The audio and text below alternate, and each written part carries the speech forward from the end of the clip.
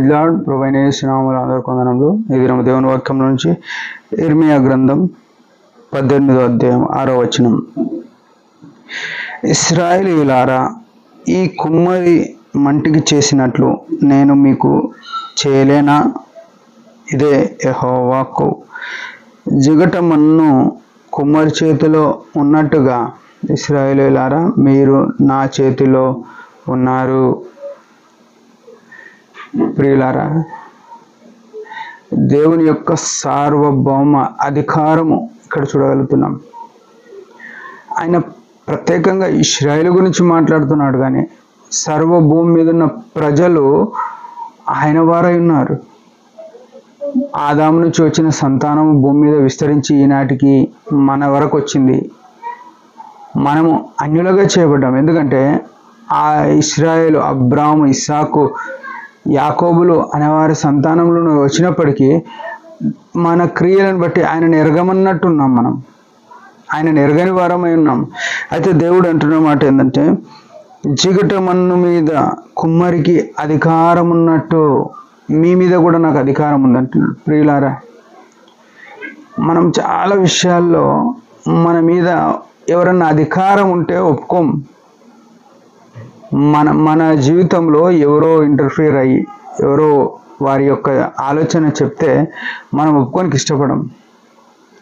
మనకేం కావాలంటే స్వేచ్ఛ కావాలి. సామెతలు 18:1 వేరుండ గోరువాడు స్వేచ్ఛానుసారమైన మనసు గలవాడు అని రాసింది. అట్టివాడు లెస్స అయిన జ్ఞానములకు విరోధి. జ్ఞానమైన క్రీస్తుకు విరోధి ఎవడంటే, ఒకరు మనకు చెప్తే వినలేము మనం. యాకోబు పత్రిక 3:17 పైనుండి వచ్చు జ్ఞానము మొట్టమొదట పవిత్రమైంది అని రాసింది. క్రీస్తు జ్ఞానమే, అది మృదువైనది, అది సులువుగా లోబడినది అని ఇట్లా అనేకమైన మంచి ఫలాలు కలిగిన జ్ఞానం ఉంటుంది. అయితే ఈ కుమ్మరి మంటి మీద ఉన్నట్టుగా ఈయనకు మన మీద అధికారం ఉంది. మన జీవితాల్లో ఏదైనా చేయడానికి ఆయనకే అధికారం ఉంది. అయితే మనం ఏం చేస్తున్నామంటే, మన ఆలోచన, మన ఉద్దేశము, మన చిత్తము మన జీవితంలో జరిగించుకుంటున్నాం. దేవుని పరిచర్యలో, దేవుని సంఘంలో కూడా చాలాసార్లు జరిగిస్తాం.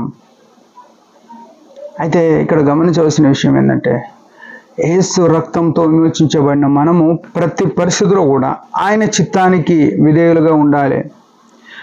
మనం చేసే ప్రతి పనిని బట్టి మనుషులకు నచ్చాలి అనే కోరిక కాదు, కానీ మనం చేసే పనిని బట్టి ప్రభుకు మేము రావాలి. ఈనాడు వచ్చిన ప్రమాదకరమైన విషయం ఏంటంటే,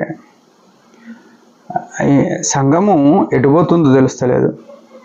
ఆ పాత దినాల్లో రెవరెండ్స్, బిషపులు వాళ్ళందరూ ఉండి ఏం చేసినారంటే, ఇప్పుడు హిందూ సమాజంలో ఉన్నట్టు బాపనల దగ్గరికి, అన్ని పూజారుల దగ్గరికి పోయినట్టు, ఇప్పుడు మీద ఉన్నోళ్ళు సేవకులు కానీ ఇంకంతకు మీద ఉన్నోళ్ళు రెవరెండ్ బిషపులు ఏమంటారంటే, మాకు చెప్పాలి, మేము రూల్ చేస్తాం అనుకుంటున్నాం. యేసు ప్రభువు రూల్ చేయడానికి రాలే. ఆయన అనేకులకు ప్రాణదానం ఇవ్వడానికి, అనేకుల కొరకు పరిచారకుడుగా వచ్చిన ఆయన. ఈ మనిషి కుమారుడు పరిచర్యం చేయించుకోవడానికి రాలేదు, కానీ పరిచర్య చేయడానికి వచ్చినాడు అని రాసినాడు. యేసు ప్రభు అంగీకరించిన మనము మానవులము, శరీరులము, పాపులము, మేము సేవకులమని, మేము బోధకులమని, లేకుంటే మేము ఇంకేదో అని చెప్పుకొని, రెవరెండ్లు, బిషపులు అని చెప్పుకొని సంఘాలను ఏళ్తా ఉన్నారు. సమూయేలు అంటాడు ఒక మాట, ఇశ్రాయేలు వచ్చి నువ్వు మమ్మల్ని ఏలు అంటే, నేనైనా నువ్వు ఏలను, నా పిల్లలైన ఏలరు, ఏలవలసింది యెహోవానే అని చెప్తాడు. ఈనాడు మన జీవితాల్లో కానీ సంఘ జీవితంలో కానీ దేవుని యొక్క ఏలుబాటు కనబడతలేదు. దేవుని యొక్క చిత్తము, ఉద్దేశ్యము, సంకల్పము మన సంఘాల్లో, మన పరిచర్యలో, మన యొక్క కార్యకలాపాల్లో కనబడతలేదు. ఆయన సిలువ రక్తంతో విమోచించబడకపోతే ఆయన పరిశుద్ధాలయంలో లేమో, ఆయన సిలువను మనం బహాటంగా మరొకసారి అవమానపరుస్తున్నాం. ప్రియులారా, మన జీవితాల్లో మనం గుర్తుపెట్టుకోవాలి, ఆయన చేతిలో ఉన్నాము. ఆయన చెప్పింది చేయాలి, ఆయన ఇష్టం మీద చేయాలి. మనం ఒకనాడు జీతం పుచ్చుకున్నట్టు అపొస్తలుడైన పౌలు 2 తిమోతి 4:7 మంచి పోరాటం పోరాడిన. నువ్వు పోరాడాల్సిందే నిత్యం. నీకెవరు విధేయులుగా ఉండరు, నువ్వు పోరాడాల్సిందే. కిరీటం కొరకు పోరాడాలి. మన జీవితాలు ఎట్లున్నాయి మనం సరి చేసుకుందాం. ఆయన అధికారానికి ఒప్పుకున్నాం. దేవుడి మాటలు దీవించును గాక. పరమ తండ్రి యేసు ప్రభు నామమును బట్టి వందనాలు. ఉదయకాలం ఇచ్చిన ఆయుష్ను బట్టి స్తుతిస్తున్నాం. ప్రతి విషయంలో కూడా నీ చిత్తానికి లోబడి ఉంటకు మాకు నేర్పమని అవిధేయులమని క్షమాపణ కోరుకుంటూ ముందున జీవితంలో నీ చిత్తము ఏర్పాటును మేము గ్రహించి జరిగించుటకు సహాయపడమని యేసు నామములో ప్రార్థిస్తున్నాం తండ్రి. ఆమేన్. మీరందరి పరిచర్య గురించి బాగా ప్రార్థన చేయండి. Praise the lord.